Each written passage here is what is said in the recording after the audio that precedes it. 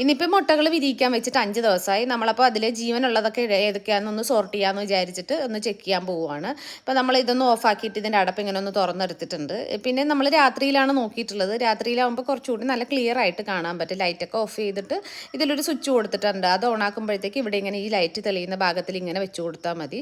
ഇപ്പോൾ ഇതിൽ നോക്കുമ്പോൾ ഈ ഞരമ്പൊക്കെ ഇങ്ങനെ പോയിരിക്കുന്നത് നന്നായിട്ട് ക്ലിയർ ആയിട്ട് കാണാം. അപ്പോൾ അത് ലൈഫ് ഉള്ളതാണ്. അപ്പോൾ ലൈഫ് ഉള്ളതൊക്കെ തിരിച്ച് നമ്മൾ മെഷീനിൽ തന്നെ വെച്ച് കൊടുത്തിട്ട് ഇങ്ങനെ ഇപ്പം ഇത് കാണുമ്പോഴത്തേക്ക് ഇതിൽ ഈ മുട്ടയുടെ മഞ്ഞയും വെള്ളയും മാത്രം തന്നെ കാണുന്നുള്ളൂ. ഞരമ്പുകളൊന്നും കാണുന്നില്ല. അതൊക്കെ നമ്മളിങ്ങനെ തിരിച്ചെടുക്കുകയാണ് ചെയ്തത്.